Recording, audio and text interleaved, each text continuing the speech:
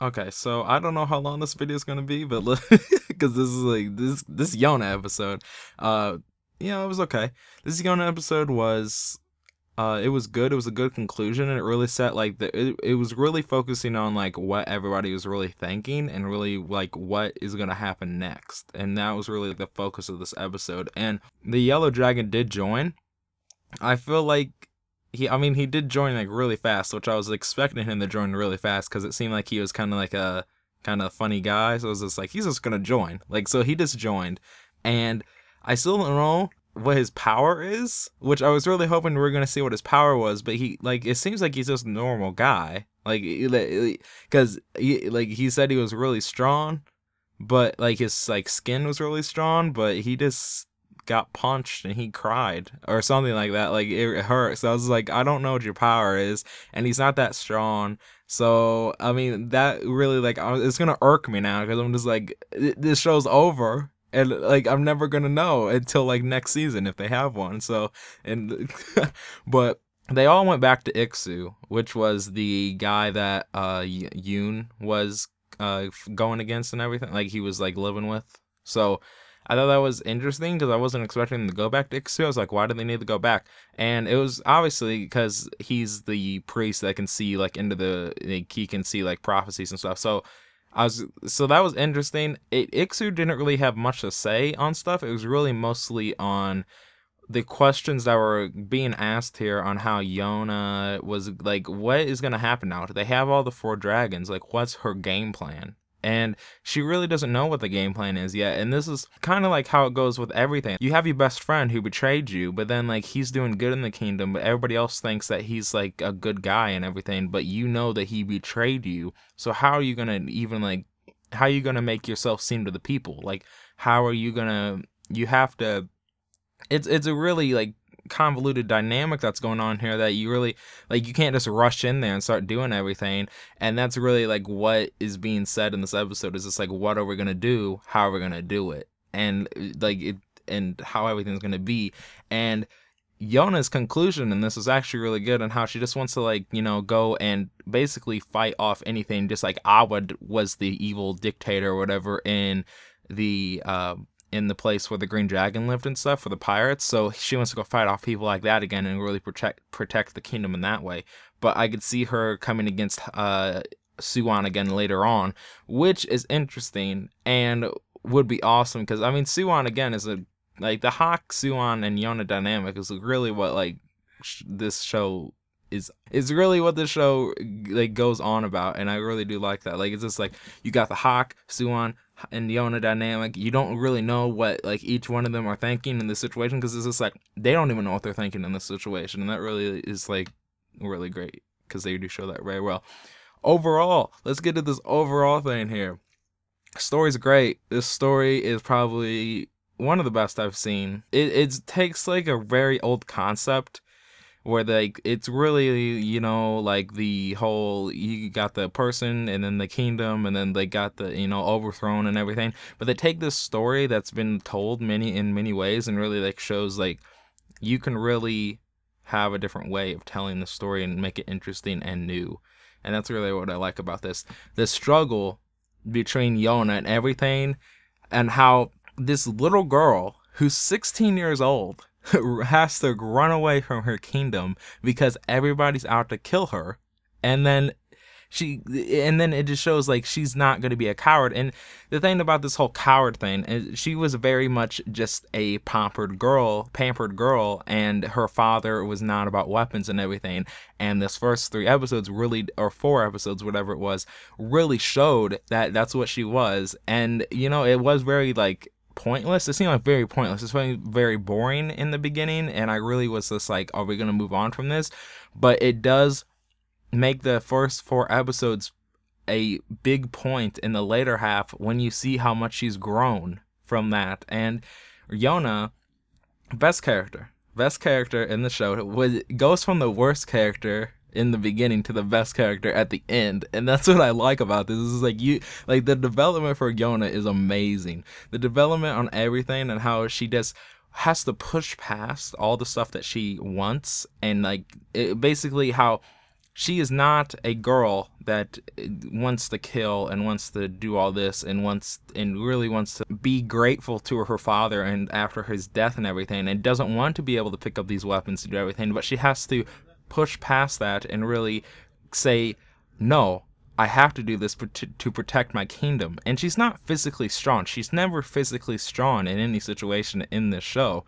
And that's not where she gets her strength from in the show. Her determination and her sacrifice she makes is really what shows that she's strong and how she wants to protect everybody, but she feels powerless at the same time. She's very powerless, but she's very strong. And it's a very interesting dynamic that they have going on here. And even the art and animation really just show this. I mean, come on, like, you got those eye things, like when she, like, her eyes go on fire and everything, and her hair, just the way they just do all that stuff is amazing. And it really just shows Yona really isn't going to take, like, any crap from anybody, like, anymore, like, in these situations. And she is sorry that from her father and everything, and how she has to do all this stuff. Oh, I'm sorry, father, that I have to do all this stuff. And I really do like that. And she is very convoluted on the reason the Suwon and everything, but I'll get on that later. The next characters, I'm just going to put all the 4 dragons into one category, because really the 4 dragons could be just like one character, really. But the 4 dragons, the backstory was very well. The backstory for the blue dragon and the white dragon I thought was good. The green dragon, you know, I don't think it was really about his backstory. It's more about what he was thinking. And the yellow dragon, you know, he just kind of showed up at the last episode. But the backstory for those characters were very well done, and it really does show the different ways that the dragons would think in these different situations. And because you have the different dynamics of, like, the white dragon thought it was just like, I have to protect Yona because that's a prophecy. Blue dragon was just like, it was about, like, his different situation of him being, his power being seen as a curse. And then the green dragon just didn't want to be slacked down like a slave, because, and it really does show. And the yellow dragon was really just like, I don't care. Like, so, I mean, it was really all those 4 dynamics coming together, and really shows us, like, it's not just like everybody just goes like, oh yes, we got to protect Yona. It's just like people have to come together, and really it just shows. And I think the green dragon had the best one, where he just feels like, if he does this, it's really like going against, like, what he's feeling, and how, if the dragon's blood is controlling his mind or not. And that was really interesting, and I like that they did that. And it was really, I feel like they could have done a better with that at the end here, because it seems like he's just like, oh yeah, I'll just protect Yona. And I'm just like, I know that you've been, like, convoluted against that, in these last, like, 6 episodes or something like that, but I feel like you could have had a little bit more conclusion on what you were thinking at the end here. But I think it was good overall. And the characters, I do wish that the dragons did have more of development as after they joined, because after they joined, especially the white and the blue dragon, after they joined the group, it seems like their development just ceased to exist. And the white dragon did have that development on what he really was, like how he was supposed to really, you know, protect Yona in this group and everything. But for the most part, I feel like, especially the blue dragon, it seems like he just kind of was there. Like, he had that great backstory, the great development on him wanting to join and stuff, and really, like, push past his, like, village and everything. But I feel like they could have developed him more after the fact that he joined. But overall, I think it was pretty good. And, I mean, it makes sense, because they really are just, like, Yona's weapons. So, like, it's really, like, mostly what they are. But they are characters, and I do like them. They give good backstory, and you just like them. Hawk. Probably the most tragic character. Not tragic in a bad way. I'm talking about tragic on how he is kind of like in the middle of everything. It feels like he is having to protect the girl that he loves, but also feels like he needs to protect Yona because the old king told him to. And he feels like if he goes and confesses his love to Yona, that he's going to be breaking agreement that he did with the king on what he needs to really do and what he's meant to do. Like, what is he meant to do? Is he meant to, like, have his own life and love Yona, or is he meant to, like, protect Yona? And also the whole Suwon thing, and how every time you mention Suwon on the show, he just backs away. He does not want to talk about Suwon because he was such a dear friend, and how Suwon can go against Yona and go against him, and how, like, and what are you supposed to think in this situation? And it really shows that he doesn't really know what to think in this situation, and it's just a big betrayal. It's just like, what are you supposed to think? And I love that in the show. It's just like, they don't just go like, oh yes, we need to go kill Suwon. It's just like, no, we don't know what to do in this situation. I really do like that. Suwon, he's not a bad guy. He is not a bad guy. He does bad things, but he's not a bad guy. He wants to, what he did to become king is he wants to protect the kingdom. He wants to protect all the kingdom, and I do like that in the show. It really just shows that even when the Earth Tribe story arc that he had there going on really shows that he wants to protect this kingdom and he wants everything to be right. And he just did it in a wrong way. He killed the old king, and and it does show that maybe killing the king was the right way. It's a really convoluted way on what you think. It's just like, is Suwon really a good guy? Should he stay king? It's really gonna be like, what do you think at the end here? Like, should Yona become king, or should Suwon stay king? Because I mean, I really don't know, because I really do like Suwon, and I do think he's doing the right thing. He just started it out in a bad way, and he does have good intentions, and I do like that. I do wish that we got a little bit more on him. We did get the backstory for him and everything, on how everything went, and this really goes into the dynamic again of Yona, Hawk, and Suwon, and that's really what this show focuses on, is Yona, particularly on her development and becoming a strong woman, but also the relationship between Hawk, Suwon, and Yona, which I do like a lot. Different characters in the show do leave a presence. They leave a presence in the show, and you do like that. One example here is the old lady pirate in the show, the one that basically is like a mom to Yona, and does show that women aren't just damsels in distress, and women can do their own things. Like, men don't have to protect the women all the time, and does push Yona to be better than what she's been doing. And she did have development before this, but it does push Yona even farther in the story at the end here, when you think there was no more, and she just like pushes herself to say, no more, you guys aren't going to protect me all the time, and I need to do stuff on my own. And that's the main, I love it. It's just the main focus on the show. Is it's amazing. I don't understand, like, it's just man, it just steps up the game and everything. I love it. Music in the show, really do like the music. The opening was like good, the ending, but the music in the whole show, like on how they present the show, how they present the music, and how they present in different environments at the right time, does really show.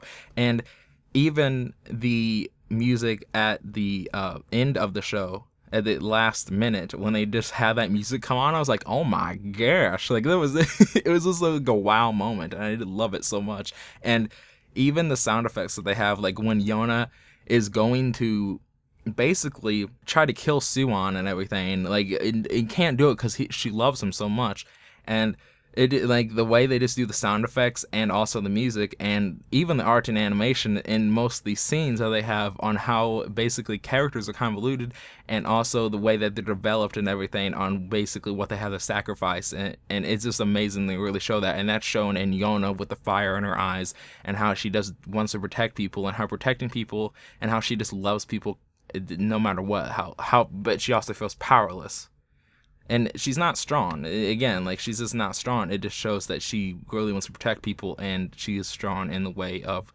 wanting to protect people and won't let anybody bring her down in these different ways. The comedy in the show, bit off. There was a bit of comedy that was just like too much. It was too much at points, and that really was just like the shoujo kind of elements that they put in that show. It was just like, well, we got to get the comedy in there, and for the most part, it was funny. There was funny moments in the show, and especially Al, the little squirrel, was very funny. I did like him a lot, but the comedy moments in the middle of the show, around the Blue Dragon, kind of before the Blue Dragon and the Blue Dragon kind of arc they had going there was a lot of comedy moments that didn't fit in the show. But later on, the comedy moments did fit. They did fit a lot, and the comedy moments later on didn't take away from the experience that the characters were feeling in the later half, and I did like that a lot. The score for the show, I'm gonna give this is crazy. I'm gonna give this a 9 out of 10, and people might think that's a little too high for the show, but I honestly think it's a really great show, and they do keep focus on what they want to show what they want to show. Like, they keep focus on everything, and they don't really go against it. They don't go on these side things, and even the side story with the pirates makes sense because they developed everybody, and it does show the kingdom overall, and basically how the king and everything, on what the king wants, what Suwon is doing, everything that's going on, and it does show everything in the show on how and how these dynamics work and how basically convoluted on who should be king or not. Great development. Dynamic of the show is great. Characters and environments, what they show, and the backstories and everything are just amazing. And you just remember every character in the show, really. Like, even Iksu, the funny guy, over, like, in the, even, like, the priest, was memorable. He even though, like, he didn't have a lot of screen time, you still remember him and you actually want to see him again when they go back to him in the last episode. You're just like, oh my gosh, like, that's amazing. But it does do a good job at setting up a second season, with also, it keeps you on your toes and you just want to know more. You want more. It's not like it's just like, oh man, they totally ripped us off. No, it's just like you want to know more, and you really just know that they will probably make a second season of this, and I do like this. And so that is my score of Akatsuki no Yona. Tell me what you guys think of the show. Tell me if, like, I just am going crazy here with, like, different development and stuff, but I honestly think that the show is great. I think they do everything wonderful in the show. Just some comedy elements are bad, and some of the characters could have a little bit more development, I feel like, in some ways. But for overall, the story does focus on great stuff, and I do like that. So tell me what you guys think, and I'll see you next time.